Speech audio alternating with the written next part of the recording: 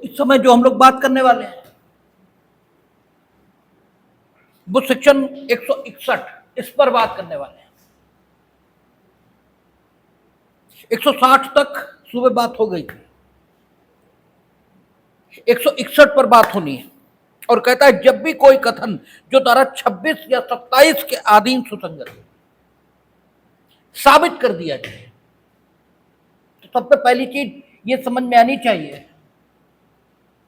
कि वे कथन जो धारा 26 और 27 के अंतर्गत सुसंगत है। ठीक है, धारा 161 के मुताबिक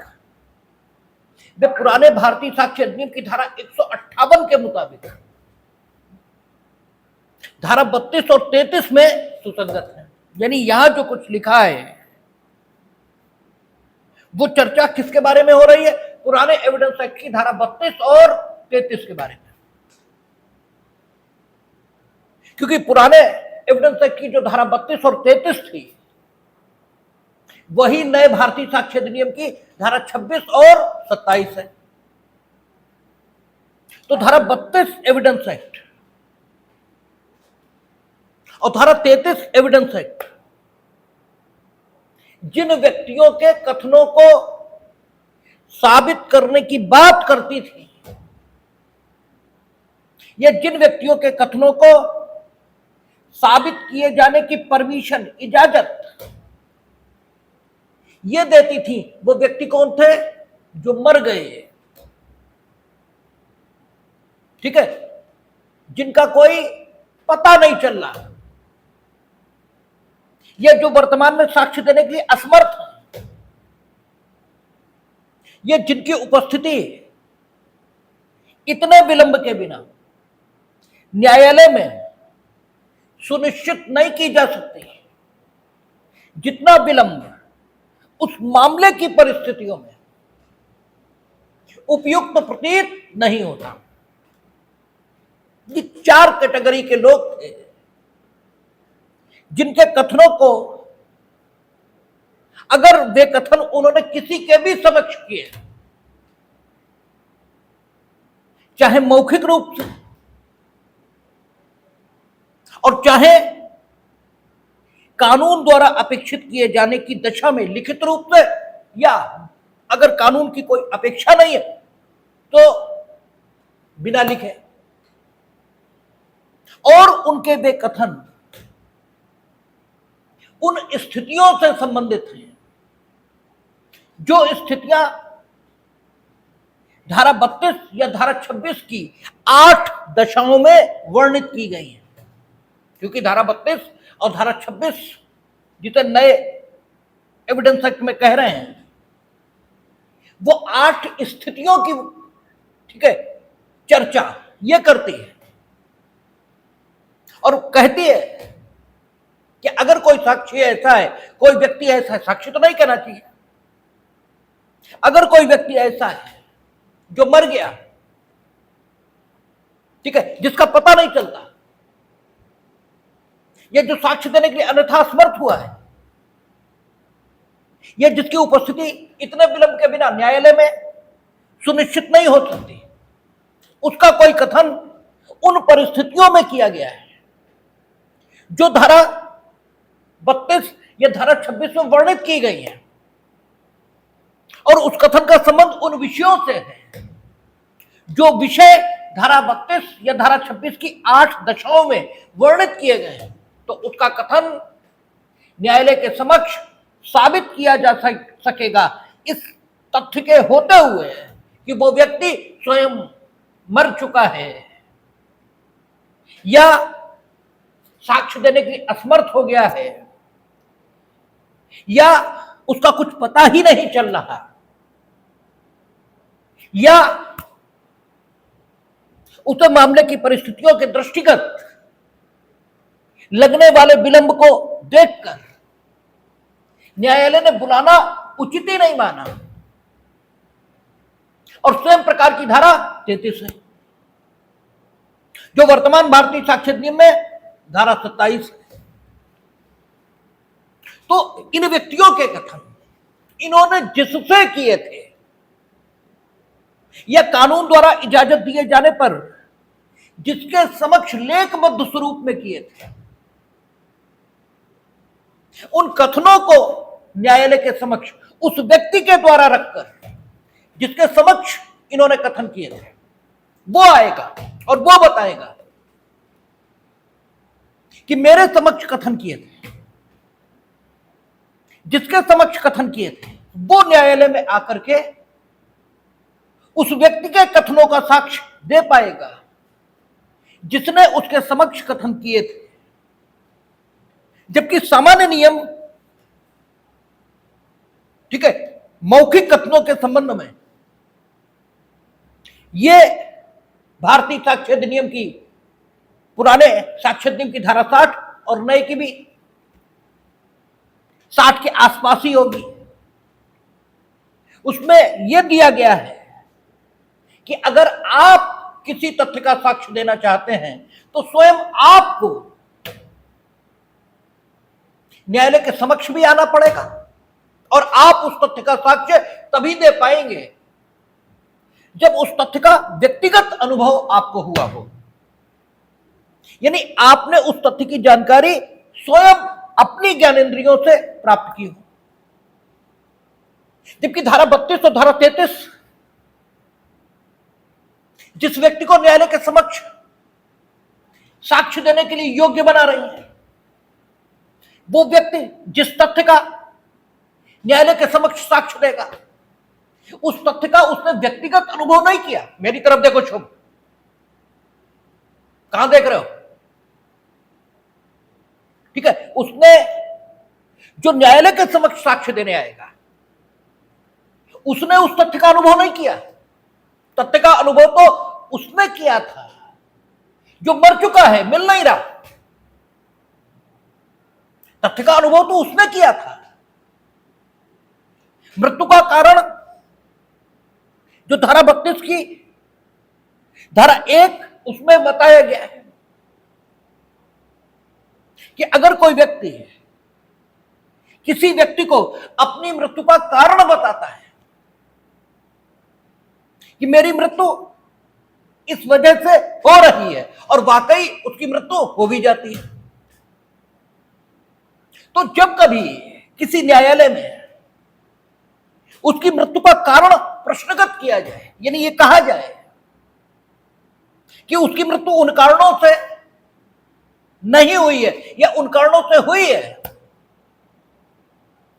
जिन कारणों से मृत्यु का होना उस व्यक्ति ने बताया है।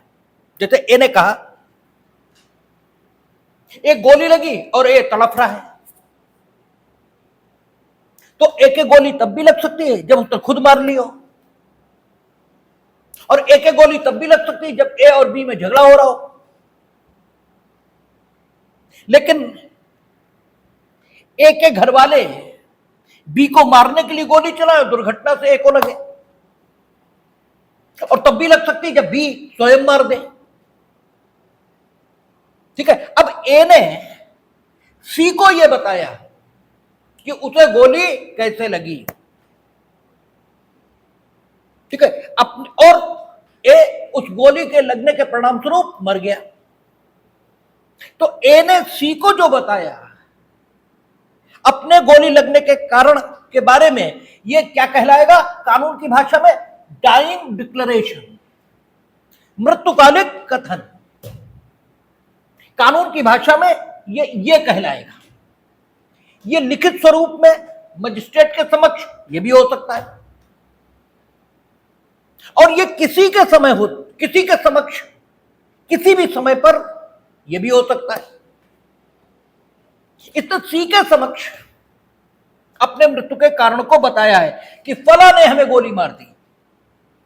और फला को गोली मारते सी ने नहीं देखा है। ठीक है, फला ने बी को गोली मारी, ये बात जो सी को पता लगी वो बी के द्वारा पता लगी, जबकि फला के द्वारा गोली मारने का जो अनुभव है वो स्वयं बी ने किया है। तो कानून की जो सामान्य स्थिति है वो ये कहती है कि अगर बी खुद को गोली लगने के तथ्य के बारे में बताना चाहता है तो स्वयं बी को आना पड़ेगा, क्योंकि अगर कोई मौखिक रूप से किसी तथ्य के अस्तित्व में होने के बारे में साक्ष्य देना चाहता है तो उस व्यक्ति को यह बताना होगा कि उसने उस तथ्य की जानकारी अपनी ज्ञानेंद्रियों इनके माध्यम से प्राप्त की, यानी उस तथ्य की उन्हें व्यक्तिगत जानकारी है या उस तथ्य की उपस्थिति और अस्तित्व के संबंध में उन्होंने किसी से जानकारी प्राप्त की है। और अगर पोजीशन यह है कि उन्होंने उस तथ्य के अस्तित्व के बारे में किसी से जानकारी प्राप्त की है तो उस तथ्य के अस्तित्व के बारे में उनकी जानकारी अनुश्रुत प्रकार की है, हियरस है, उन्होंने सुना है उस तथ्य के अस्तित्व के बारे में, क्योंकि उसकी जानकारी वो तो किसी और ने प्राप्त की। उस तथ्य के अस्तित्व के बारे में उनकी जानकारी व्यक्तिगत नहीं है, पर्सनल नहीं है। और जब पर्सनल नहीं है तो भारतीय साक्ष्य अधिनियम इस प्रकार की जानकारी का साक्ष्य न्यायालय में देने से रोक देता है। इंडियन एविडेंस एक्ट यह कहता है कि आप उन तथ्यों के बारे में न्यायालय में सबूत नहीं देंगे, न्यायालय में साक्ष्य नहीं देंगे जिन तथ्यों के बारे में आपको व्यक्तिगत जानकारी नहीं है, अर्थात जिन तथ्यों को अस्तित्व में आते आपने खुद नहीं देखा। बी ने बताया ना सी को कि उसे गोली अमुक व्यक्ति ने मारी है, अमुक व्यक्ति को गोली मारते हैं, सी ने नहीं देखा। अमुक व्यक्ति के द्वारा बी को गोली मारे जाने के संबंध में सी की जो जानकारी है वो अनुश्रुत प्रकार की है, व्यक्तिगत जानकारी ये नहीं है। और जो व्यक्तिगत जानकारी नहीं है तो कानून के सामान्य सिद्धांत के मुताबिक सी को इस तथ्य का साक्ष्य न्यायालय के समक्ष देने की अनुमति नहीं मिलनी चाहिए कि बी को गोली कैसे लगी। लेकिन हम लोगों ने पढ़ा था जब धारा 32 या धारा 33 और नए एविडेंस एक्ट में 26 और 27 और पुराने भारतीय साक्ष्य अधिनियम की धारा 6 और नए भारतीय साक्ष्य अधिनियम की धारा 4, ठीक है ना, ये जब हम लोग पढ़ रहे थे तो हम लोगों ने ये पढ़ा था कि उपरोक्त धाराओं में वर्णित जो कानूनी सिद्धांत हैं वे कानून के इस सामान्य सिद्धांत का एक अपवाद प्रस्तुत करते हैं कि कानून के अंतर्गत आप सिर्फ उन्हीं तथ्यों का साक्ष्य दे सकते हैं जिनके अस्तित्व के संबंध में आपकी जानकारी व्यक्तिगत स्तर की है। अपवाद प्रस्तुत करते हैं, इस बात का मतलब यह है कि अगर उपरोक्त धाराओं में वर्णित दशाएं हैं तो आप उन तथ्यों का सबूत भी न्यायालय के समक्ष दे सकते हैं जिनकी जानकारी आपकी व्यक्तिगत प्रकार की जानकारी नहीं है। ठीक है, जैसे हमने कहा कि धारा 32(1) या धारा 26(1) में मृत्युकालिक कथन अर्थात मृत्यु के कारण के विषय में किसी व्यक्ति ने अगर कोई जानकारी आपको दी तो वह मृत्युकालिक कथन समझा जाएगा और उस व्यक्ति के मर जाने की दशा में आप न्यायालय के समक्ष आ सकेंगे और ये कह सकेंगे कि उस मरे हुए व्यक्ति ने आपको बताया था कि उसकी मृत्यु किस कारण से हुई। तो मृत्यु के कारण के विषय पर आप जो साक्ष्य देंगे वो यद्यपि सुने सुनाए प्रकार का होगा, लेकिन इसके बाद भी कानून उसे ग्राह्य करने की इजाजत देता है। क्यों देता है, इसके संबंध में विस्तार से चर्चा हम लोगों ने तब की थी जब हम लोग धारा 26 पढ़ रहे थे, इसलिए उसको दोहराने की जरूरत नहीं है। ऐसे ही वे व्यक्ति जो मर गए मिल नहीं सकते, ठीक है, आदि आदि, इन्होंने अगर उन तथ्यों की जानकारी आपको दी है और उन परिस्थितियों में दी है, जो परिस्थितियां और जो तथ्य धारा 32 की 8 स्थितियों में या धारा 26 की 8 स्थितियों में या धारा 27 या धारा 33 की स्थितियों में वर्णित है, तो आप उन तथ्यों की जानकारी न्यायालय के समक्ष न्यायालय की अनुमति से साक्षी के रूप में खड़े होकर दे सकते हैं। यह कानून की स्थिति है, इसके लिए यू आर परमिटेड, ठीक है। लेकिन यह जानकारी उन्हीं तथ्यों तक सीमित रहनी चाहिए, ठीक है, जो धारा 32 या 33 या धारा 26 या 27 या धारा 6 में वर्णित किए गए। बस इसके अलावा सामान्य नियम लागू हो जाएगा कि आप सुनी सुनाई बातों का साक्ष्य नहीं देंगे। तो जब धारा 26 या धारा 27 इनके अंतर्गत ऐसे व्यक्ति के द्वारा तथ्यों के संबंध में दी गई जानकारी है जो मर गया, मिल नहीं सकता, ठीक है, या साक्ष्य देने के लिए असमर्थ है, या जिसकी उपस्थिति विलंब के कारण न्यायालय ने सुनिश्चित नहीं की है, उसके द्वारा दी गई जानकारी, इसका साक्ष्य देने आप न्यायालय के समक्ष आते हैं और उसके द्वारा जो जानकारी आपको दी गई है उन धाराओं में वर्णित परिस्थितियों में, उन धाराओं में वर्णित विषयों के बारे में वो जानकारी आप न्यायालय की अनुमति से न्यायालय के समक्ष मौखिक कथनों के माध्यम से रखते हैं, तो यह कहा जाता है कि आप उन व्यक्तियों द्वारा दिए गए तथ्यों का साक्ष्य दे रहे हैं, यह कहा जाता है। और जब वो जानकारी न्यायालय में अभिलिखित कर ली जाती है तो यह कहा जाता है कि आपने उन व्यक्तियों से जो जानकारी प्राप्त की थी वो साबित कर दी है। अब यह जानकारी साबित हो चुकी है, ठीक है ना। अब लाइन को पढ़ें, क्या कहता है कि जब कभी कोई कथन धारा 26 या 27 के अधीन सुसंगत है, सुसंगत है नहीं, वो कथन ऐसा है कि मर गया, मिल नहीं सकता, आदि आदि, तभी तो वो सुसंगत है 26 या 27 के अंतर्गत, अन्यथा सुसंगत ही नहीं, ठीक है ना। सुसंगत है, साबित कर दिया जाए, यानी वो व्यक्ति जिससे वो कथन किया गया है, क्योंकि जिसने किया है वो तो है ही नहीं, जिसने किया वो तो मर चुका है, मिल नहीं सकता, जिससे किया है वो आया है, ठीक है, जिसने किया वो तो है ही नहीं, तो जिससे किया है वो आया, साबित कर दिया जाए। और उसने आकर के उन तथ्यों का न सिर्फ साक्ष्य दिया बल्कि उसको अभिलिखित यह भी कर लिया गया,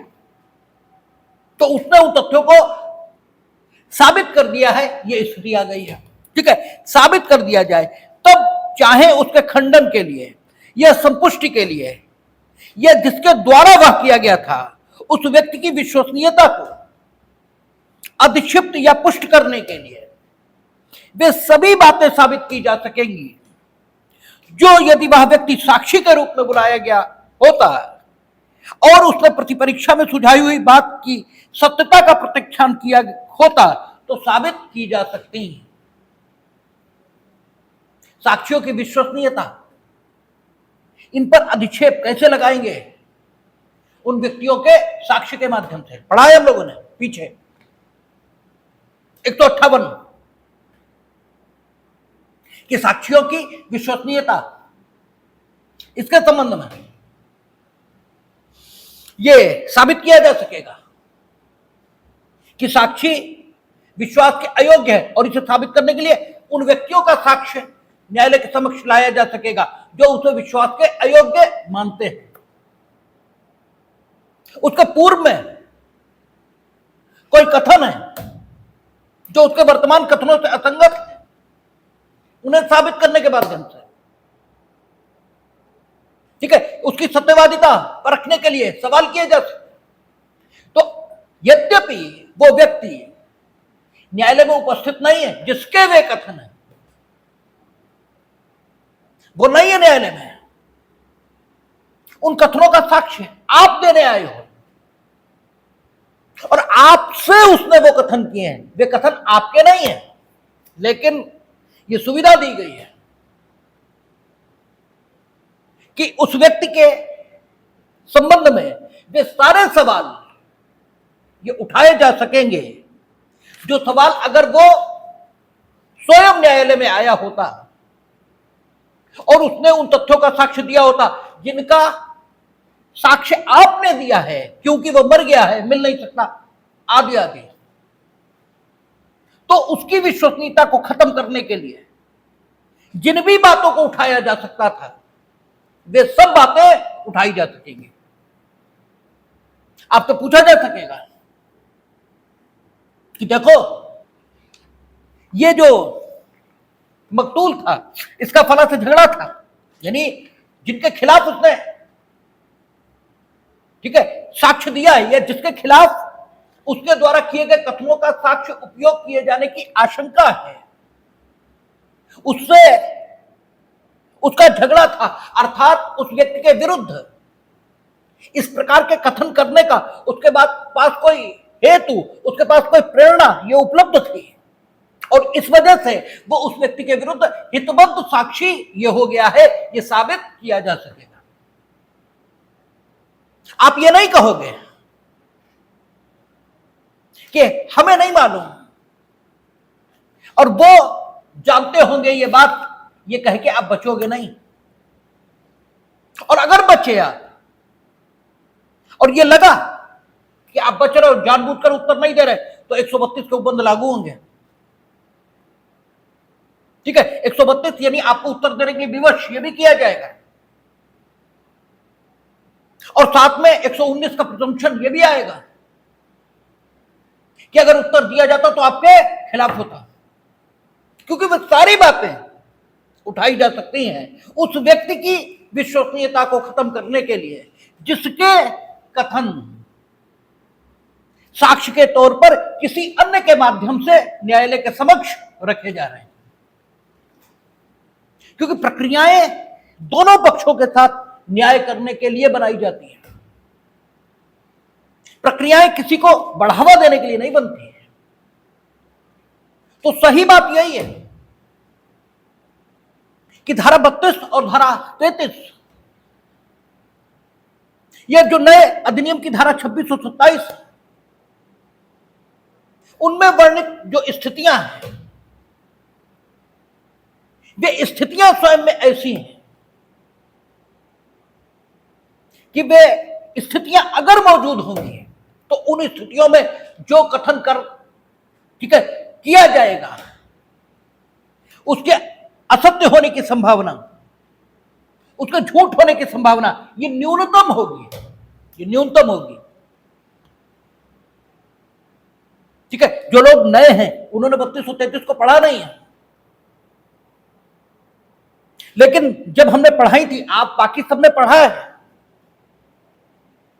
और तुम्हें बड़ी विस्तार से चर्चा हुई थी कि धारा 32 और 33 में जो पोजीशंस हैं, उन पोजीशंस में अगर कोई व्यक्ति कोई कथन करेगा तो उसके सत्य होने की संभावना अधिकतम और उसके असत्य होने की संभावना न्यूनतम यह होगी। और यह सामान्य मानवीय व्यवहार है। अगर आपको गोली ए ने मारी है और हम आपसे पूछे गोली कैसे लगी है, तो आप ये बिल्कुल नहीं कहोगे कि बी ने मारी, क्योंकि अगर बी ने मारी ये आप कहोगे तो ए जिसने एक्चुअली आपको गोली मारी है उसे आप स्वयं मुक्त कर रहे हो, और अपने ऊपर आक्रमण करने वाले को क्षमा कोई नहीं कर पाता है। और उसे क्षमा भले ही कर दे लेकिन दूसरे को फंसाता कोई नहीं है, और दूसरे को फंसाता सिर्फ उसी दशा में है कि आपको आपके परिवार के व्यक्ति ने गोली मारी हो, फिर आप दुश्मन को फंसा दोगे। अब न्यूनतम संभावना झूठ बोलने की जरूर है, लेकिन संभावना है झूठ बोलने की। इसीलिए एक और 3233 में इजाजत मिली है कि अगर 3233 में वर्णित दशाएं हैं तो व्यक्ति जिसके कथन है वो भले ही मर गया, वो भले ही मिल नहीं सकता, वो भले ही साक्ष्य देने की असमर्थ हुआ है, लेकिन फिर भी उसके कथनों के साक्ष्य को उस व्यक्ति के माध्यम से जिससे उसने कथन किए हैं न्यायालय के समक्ष रख दिया जाए, साबित कर दिया जाए। लेकिन क्योंकि इन कथनों के असत्य होने की संभावना न्यूनतम है लेकिन है, इसलिए सेक्शन 161 या सेक्शन 158 पुराने एविडेंस एक्ट का इसे बनाया जाना भी जरूरी है, ताकि अगर 1% भी वे कथन असत्य हों तो कथनकर्ता के ठीक है आचरण पर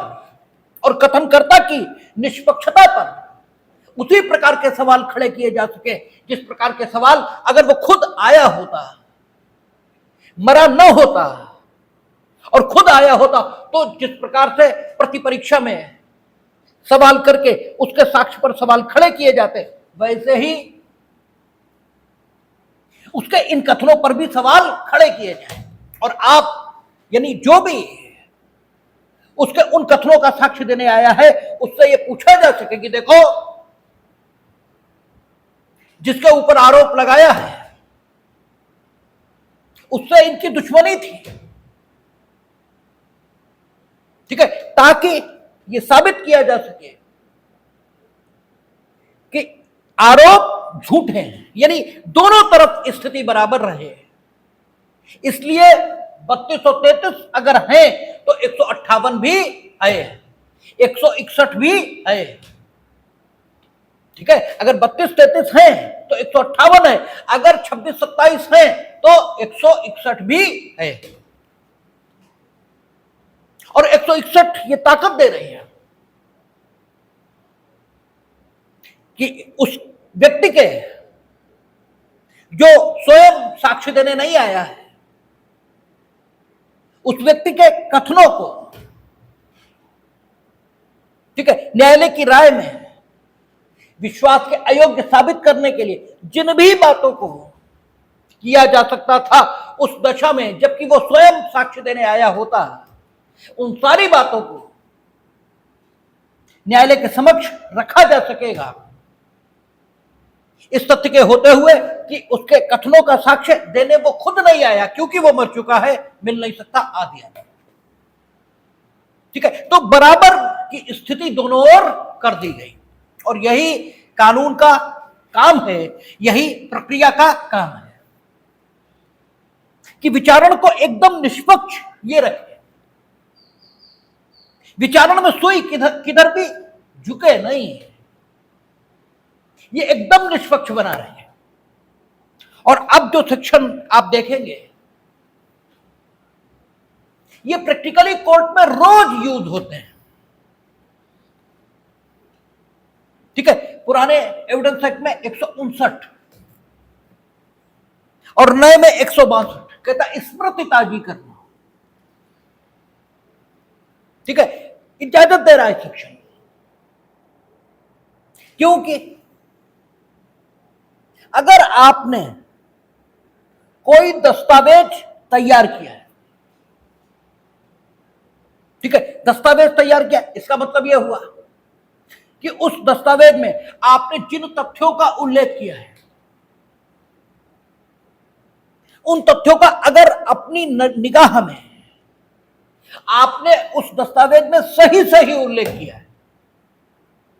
तो आपने दस्तावेज तैयार किया है। और अगर अपनी ही निगाह में उस दस्तावेज में आपने झूठे तथ्यों का उल्लेख किया है, तो आपने कूट रचित दस्तावेज तैयार किया है।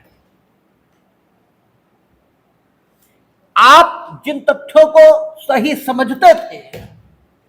वे तथ्य सही नहीं थे, ये एक दूसरी बात है, लेकिन आप जानबूझकर असत्य तथ्यों को सत्य बता रहे थे, ये एक दूसरी बात है। ठीक है, जानबूझकर असत्य तथ्यों को सत्य बताना ये कपट है, और असत्य बातों को सत्य समझ लेना ये मूर्खता या भूल है। दोनों बातों में फर्क है, ठीक है ना। तो सवाल यह है कि आपने दस्तावेज तैयार किया है।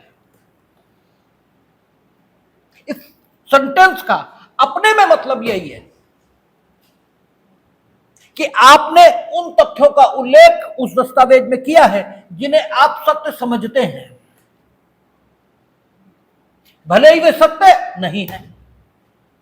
तब तो आपने दस्तावेज तैयार किया है। अन्यथा तो आपने फोर्स डॉक्यूमेंट या कूट रचित दस्तावेज, कूट रचित की अंग्रेजी क्या है? फोर्ज।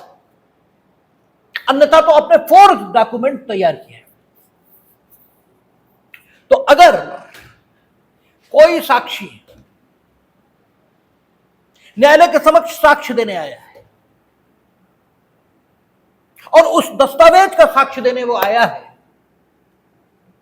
जो दस्तावेज उसने स्वयं तैयार किया था, दस्तावेज तैयार किया था, इसका मतलब ये हुआ कि उसने उस दस्तावेज में उन तथ्यों का उल्लेख किया जिन्हें वो सत्य जानता था, ठीक है ना, तभी तो दस्तावेज तैयार किया। अगर न्यायालय के समक्ष कोई व्यक्ति साक्ष्य देने आया है किसी दस्तावेज में उल्लिखित तथ्यों का और वो दस्तावेज उसने स्वयं तैयार किया है, तो वह उस दस्तावेज को देखकर अपनी स्मृति ताजी कर सकेगा, क्योंकि जिस समय उसने दस्तावेज तैयार किया होगा और जिस समय वो साक्ष्य देने आएगा उसके बीच लंबा समय बीत चुका होगा, और उस लंबे समय में उस दस्तावेज में उल्लिखित तथ्य उसकी स्मृति में धूमिल पड़ चुके होंगे। वो साक्ष्य क्या देगा, लेकिन यह तय होना चाहिए कि न्यायालय को ऐसा विश्वास हो कि उसने उस दस्तावेज को उसी समय तैयार किया था जिस समय वे तथ्य अस्तित्व में आए थे, जिन तथ्यों का उल्लेख उसने दस्तावेज में किया है, या फिर उन तथ्यों के अस्तित्व में आने के कुछ समय बाद ही, यानी उन तथ्यों के अस्तित्व में आने की जानकारी जब उसकी स्मृति में ताजा ताजा थी तभी उसने उस दस्तावेज को तैयार कर लिया था। अगर इस विषय पर न्यायालय को संतुष्ट कर दिया जाए तो वो साक्षी जो दस्तावेज का तैयार करने वाला है, दस्तावेज में उल्लिखित तथ्यों का जब साक्ष्य देने आएगा तो वो दस्तावेज को देखकर अपनी स्मृति ये ताजी कर सकेगा। जरूरी यह है कि वो दस्तावेज को देखकर स्मृति ताजी कर सके। इसके लिए आवश्यक क्या है? पहली बात वो दस्तावेज होना चाहिए, फोर्स डॉक्यूमेंट नहीं होना चाहिए, यानी अपनी समझ में उसने तथ्यों का सही उल्लेख उसमें किया हो, और तथ्यों के सही उल्लेख करने का समय कौन सा हो? जब तथ्य अस्तित्व में आए थे, या तथ्यों के अस्तित्व में आने के उतने समय बाद जितने में उन तथ्यों के अस्तित्व में आने की सही सही स्मृति उसके दिमाग में ताजा रही हो। अगर इन बातों के संबंध में न्यायालय को विश्वास दिला दिया जाए तो उस दस्तावेज में उल्लिखित तथ्यों का साक्ष्य देने आए हुए व्यक्ति को उन दस्तावेजों को देखकर अपनी स्मृति ताजी करने का अवसर यह मिलेगा। और यह बात उन प्रोफेशनल्स के संबंध में भी लागू होगी जो प्रोफेशनल्स न्यायालय में आकर प्रोफेशनल विषयों का साक्ष्य देते हैं। जैसे डॉक्टर आता है, उससे पूछा जाता कि शव में अकड़न कितनी देर बाद आएगी, अब नहीं याद है, वो किताब उठा सकता है ज्यूरिस्प्रूडेंस की, मेडिकल ज्यूरिस्प्रूडेंस की किताब उठा सकता है और बता सकता है अपनी स्मृति ताजी करके कि इतने समय बाद आने लगेगी। हमने एक उदाहरण दिया, ये तो बड़ी साधारण बात है, ये तो ऐसे ही जैसे एबीसीडी सुन ली जाए, ये तो हर डॉक्टर को पता होती है। लेकिन कुछ क्रिटिकल बातें हो सकती हैं जिनके बारे में प्रोफेशनल अपनी प्रोफेशनल बुक्स को देखे बिना कोई राय देने में खुद को अक्षम और असमर्थ पाए। आप हमसे अभी पूछ दो कि एजेंट के अधिकार क्या है, तो इस समय हम थोड़ी बता पाएंगे। आप 10 मिनट का मौका दो, हम किताब से एक बार रिवाइज कर लें, फिर आप पूछो, ठीक है, फिर हम बताएंगे आपको। तो प्रोफेशनल्स को भी अवसर मिलेगा और इसका अनुपालन होते आप कोर्ट में रोज देखते हैं। यह बात हर साक्षी के बारे में लागू है जो साक्षी दस्तावेज में उल्लिखित तथ्यों का साक्ष्य देने आया है और दस्तावेज में तथ्यों का उल्लेख उसने स्वयं किया है। यह हर उस साक्षी के बारे में लागू है और दस्तावेज में तथ्यों का उल्लेख उसने उस समय किया जब तथ्य अस्तित्व में आए या तथ्यों के अस्तित्व में आने के कुछ समय बाद जब उन तथ्यों के अस्तित्व में आने की जानकारी उसके दिमाग में ताजा थी, तब उसने उन तथ्यों का उल्लेख उस दस्तावेज में किया। यह स्थिति डॉक्टर के साथ भी होती। डॉक्टर मेडिकल उसने किया, उसने देखा कि घायल के शरीर पर जो चोट मौजूद है वो किस प्रकार की है, किस प्रकृति की है, सिंपल इन नेचर है, यानी उपाधि 2 प्रकार की है ना, साधारण और घोर, ठीक है ना। घोर उपाधि को आप ग्रीवियस हर्ट कहते हो और साधारण उपाधि को आप सिंपल हर्ट ये कहते हो, ठीक है। उसने डॉक्टर ने देखा कि उपहत के शरीर पर जो चोट थी वो किस प्रकृति की थी और उसी समय वो अपनी रिपोर्ट में उल्लिखित करता है कि इस प्रकृति की ये चोट थी। यानी तथ्य जिस समय अस्तित्व में आया, तथ्य जिस समय डॉक्टर की जानकारी में अस्तित्व में आया, चोट तो उसे पहले लगी, लेकिन तथ्य डॉक्टर की जानकारी जिस समय अस्तित्व में आया उसी समय वो उसका उल्लेख मेडिकल रिपोर्ट में कर रहा है। अन्वेषण अधिकारी है, यानी जिसे आप आईओ बोलते हो, इन्वेस्टिगेटिंग अफसर, वो अन्वेषण के दौरान साक्षी से प्रश्न कर रहा है और जो उत्तर उसे प्राप्त हो रहा है उसका ज्ञापन वो तैयार कर रहा है। लेकिन ज्ञापन तो उत्तर आ जाने के बाद तैयार कर रहा है, लेकिन इतने समय बाद तैयार कर रहा है कि उसके मस्तिष्क में वो उत्तर उस समय ताजा है। और चाहे डॉक्टर हो चाहे आईओ हो, क्योंकि इनकी किसी से कोई दुश्मनी नहीं है, इसलिए न्यायालय का इनके बारे में विश्वास होता है कि इन्होंने दस्तावेज तैयार किया है, न कि कूट रचित दस्तावेज। और इसीलिए जब अन्वेषण अधिकारी न्यायालय में आता है साक्ष्य देने के लिए, तो वो केस डायरी यानी अन्वेषण की डायरी जो उस समय तक न्यायालय की पत्रावली का भाग बन जाती है, उसे देखकर अपनी स्मृति ताजी करता है। वो कहता फाइल दीजिए, डॉक्टर साहब आते हैं, उन्हें फाइल दी जाती है, देख लीजिए। और यही स्थिति दीवानी में सही है। अगर दीवानी न्यायालय के समक्ष भी ऐसे कोई दस्तावेज प्रस्तुत किए गए तो साक्षी उनका साक्ष्य देने से पूर्व अपनी स्मृति ताजी कर सकता है। और यह प्रोफेशनल्स के बारे में भी सही है, ठीक है। और ये रोज आप न्यायालय में होते देखेंगे। ठीक है, लेकिन स्मृति ताजी करेंगे आप, देखकर साक्ष्य नहीं देंगे। हालांकि न्यायालयों में होता यही है, देखकर साक्ष्य, तो वो लिबर्टी इसलिए दे दी जाती है, ठीक है, क्योंकि स्मृति ताजी करके वो बोले तो पहले रटेंगे, ठीक है, और फिर साक्ष्य देंगे, उसमें समय इतना ज्यादा लगेगा, और बोलेंगे वो वही जो उन्होंने लिखा है, तो इनसे कहते देख के बता दो, ठीक है, लेकिन स्मृति ताजी करेंगे ये लिखा है,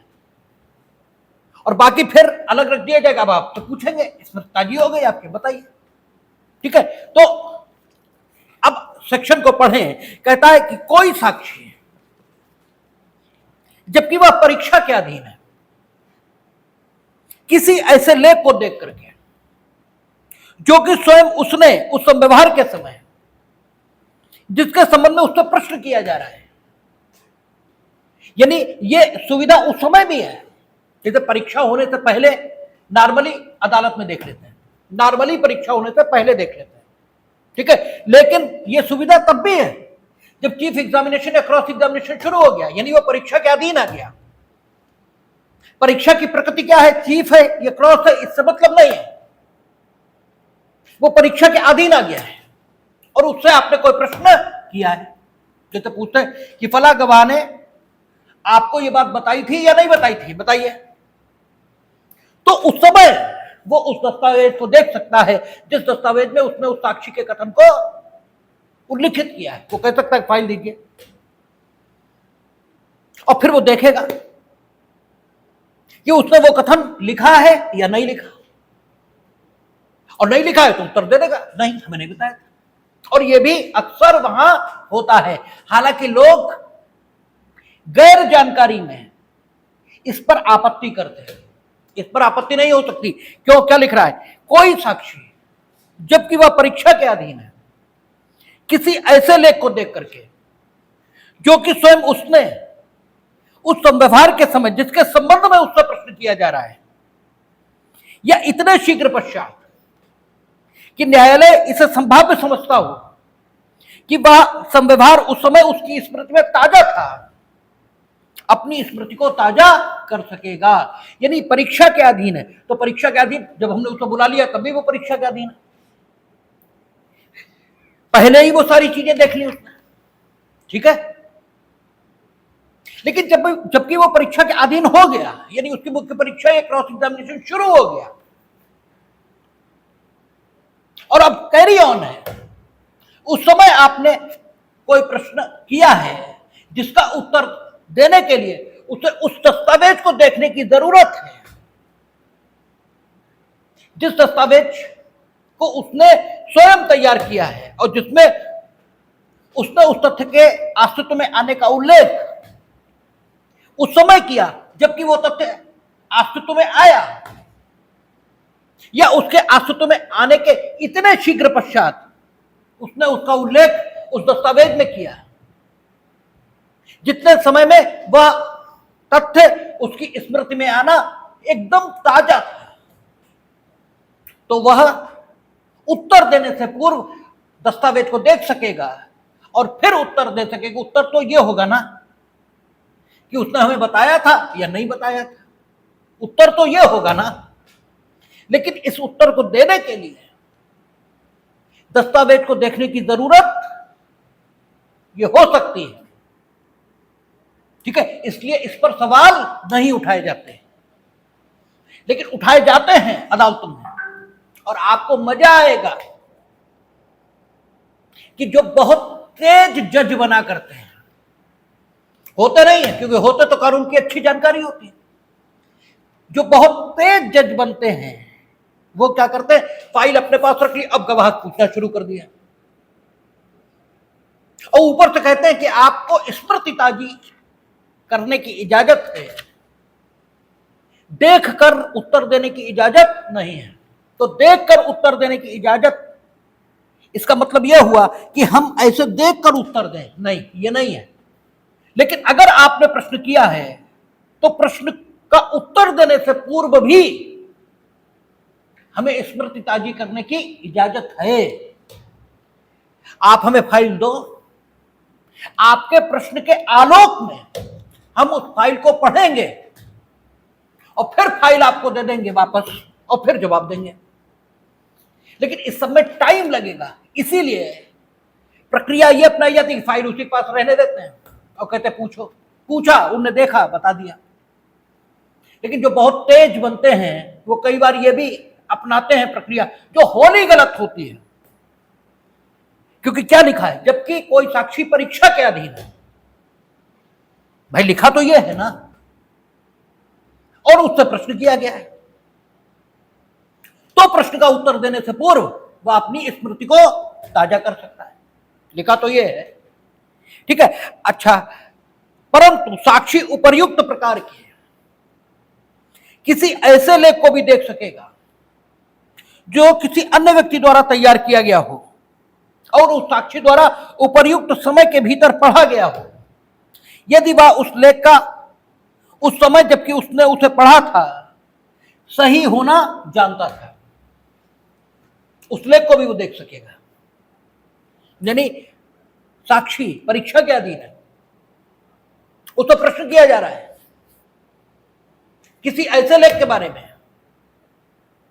जिस लेख को उसने तैयार नहीं किया है, किसी और ने किया है, ठीक है। लेकिन उस व्यक्ति के बारे में भी उसका विश्वास यही है कि उसने उस लेख को सही सही तैयार किया था और उस समय तैयार किया था जिस समय उस व्यक्ति को यह विश्वास था कि हम लेख सही सही तैयार कर रहे हैं, यानी चीजें उसकी स्मृति में ताजा थी। तभी तो यह विश्वास होगा कि उसने सही सही तैयार किया था। अगर हमें यह विश्वास था कि उस समय तैयार किया जब वो भूल गया था सारी बातों को, या मानवीय क्षमताओं के मद्देनजर उसे भूल जाना चाहिए था, तो नहीं है, क्योंकि विचारण को दूषित करने की इजाजत किसी को नहीं है। तो साक्षी उन लेखों को भी पढ़ सकेगा, ठीक है ना। सबसेक्शन 2 कहता है जब कभी कोई साक्षी अपनी स्मृति किसी दस्तावेज को देखने से ताजी कर सकता है, तब वह न्यायालय की अनुज्ञा से ऐसी दस्तावेज की प्रतिलिपि ये भी देख सकता है। मान लीजिए मूल दस्तावेज नहीं है, कॉपी है, तो कॉपी भी देख सकता है न्यायालय की परमिशन से। परंतु यह तब जबकि न्यायालय का यह समाधान हो गया हो कि मूल को पेश न करने के लिए पर्याप्त कारण है, क्योंकि सबसे अच्छा एविडेंस न्यायालय के समक्ष होना चाहिए, ये कानूनी है।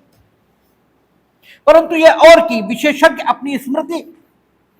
वृत्तिक पुस्तकों को देखकर ताजा कर सकेंगे, यानी प्रोफेशनल्स अगर आएंगे, क्योंकि विशेषज्ञ साक्ष्यों की राय सुसंगत है, ठीक है। तो विशेषज्ञ अपनी राय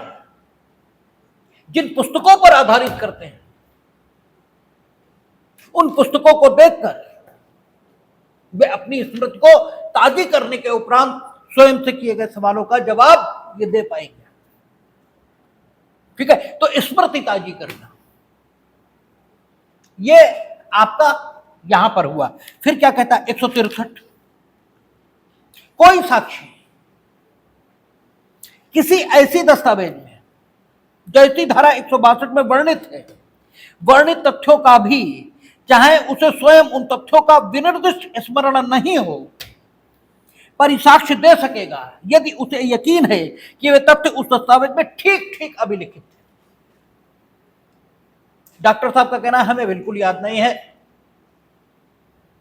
कि इनके चोट कहां पर लगी थी, लेकिन लिखा यह है कि चोट माथे पर थी, तो डॉक्टर साहब ये कह सकेंगे कि चोट माथे पर थी, ठीक है। यदि डॉक्टर साहब को विश्वास है कि जो रिपोर्ट तैयार हुई थी वो बिल्कुल ठीक तैयार हुई थी और उनके समक्ष वही रिपोर्ट है जो ठीक तैयार हुई थी। आप बहुत बार कहते हैं कि ऐसे याद नहीं है, देख लो हमने लिख के रखा है। आप आम जीवन में भी तो ये बात कहते हैं,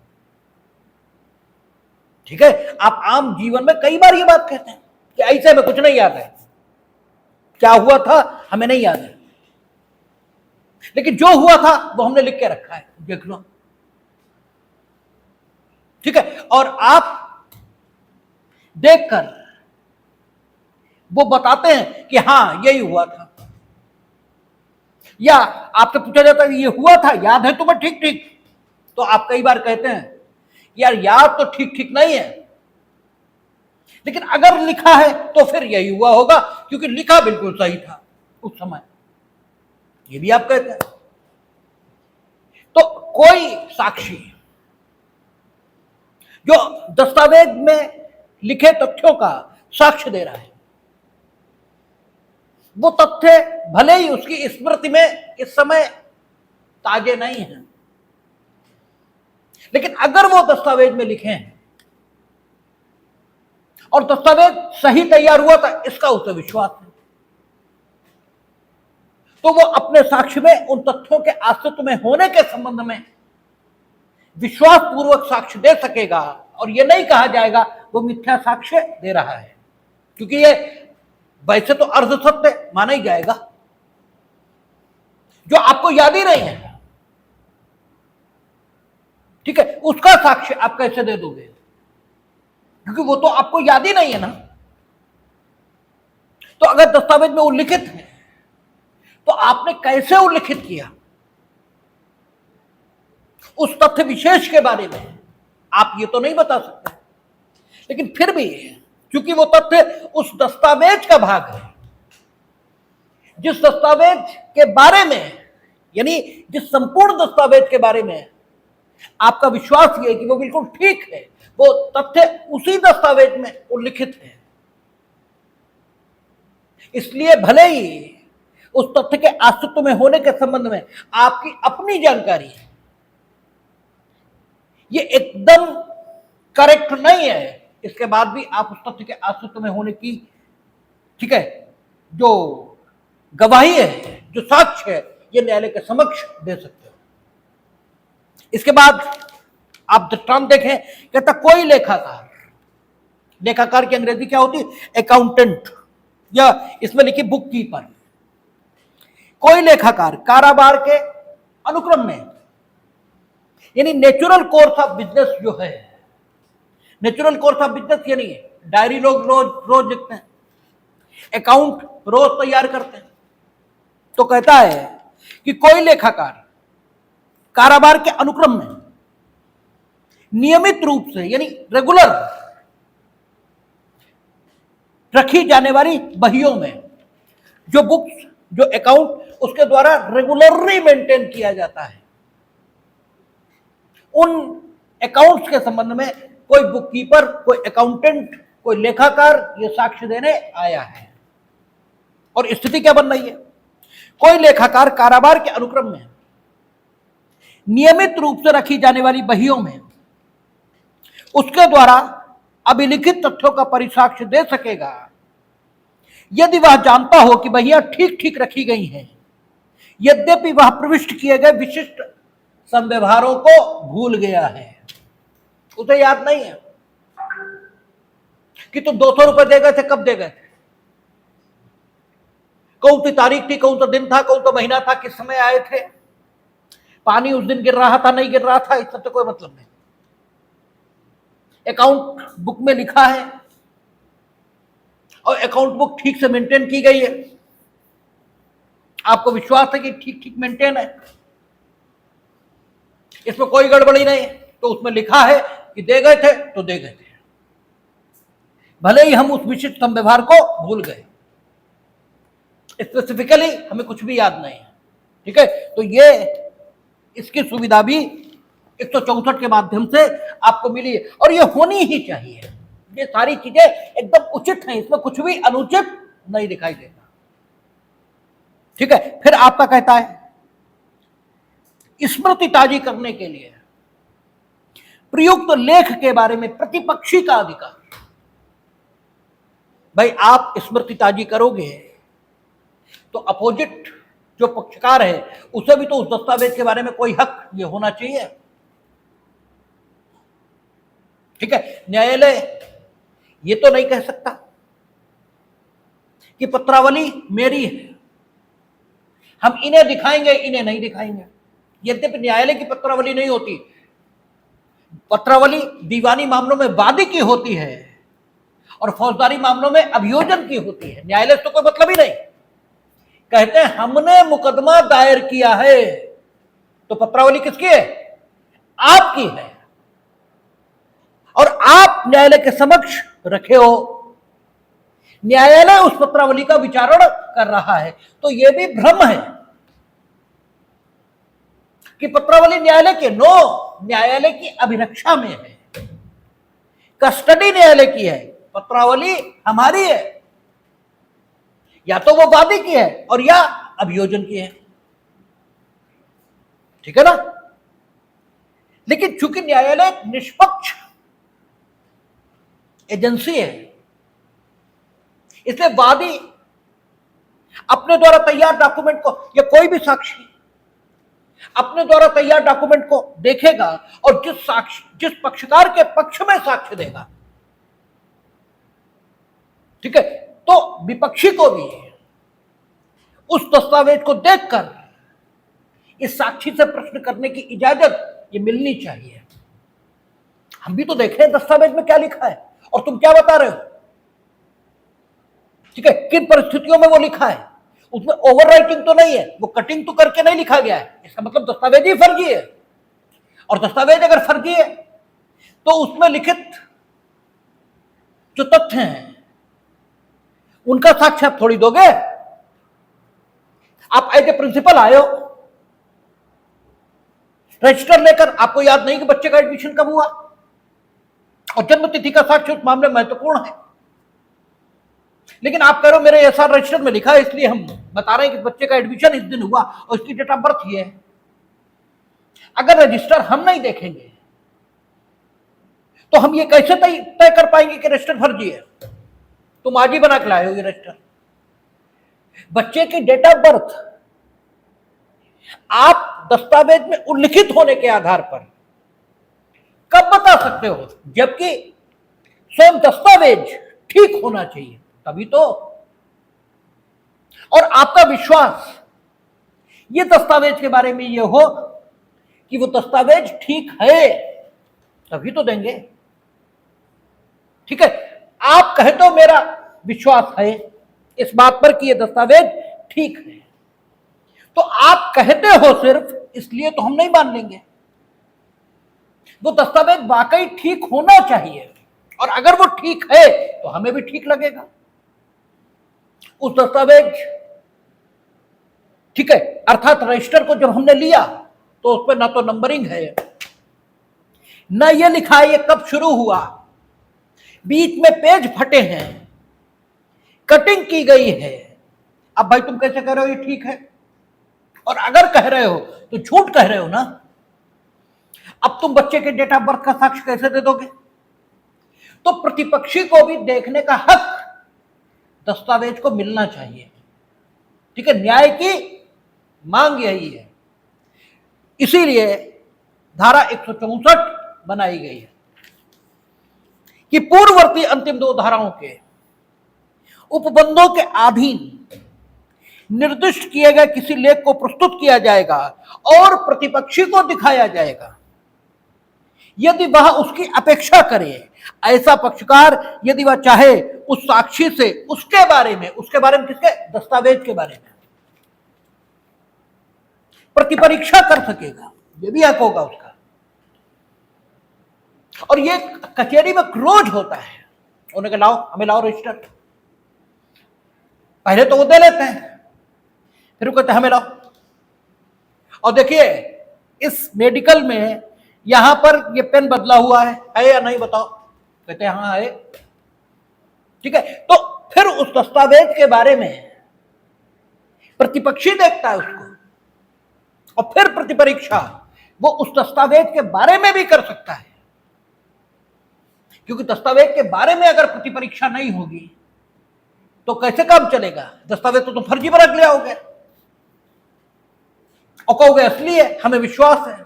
तो तुम्हारे विश्वास के आधार पर चीजें थोड़ी चल जाएंगी।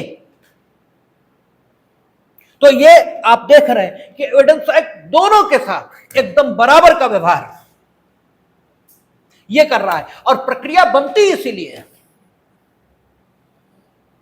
प्रक्रिया बनाने का उद्देश्य क्या होता है, निष्पक्ष विचारण, ठीक है। और निष्पक्ष विचारण के साथ साथ त्वरित विचारण, लेकिन निष्पक्षता की कीमत पर त्वरित विचारण ये बिल्कुल नहीं। निष्पक्ष विचारण के साथ साथ त्वरित विचारण हो, ये सुनिश्चित करना ये प्रक्रिया का काम होता है। अब मात्र 6 सेक्शन बचे एविडेंस एक्ट में। हम उम्मीद करते हैं कि कल ईश्वर ने अगर चाहा तो एविडेंस का समारोप हो जाएगा और फिर कल हम लोग बात करेंगे। तुम्हारी किताब क्यों नहीं ले रही हो काजल?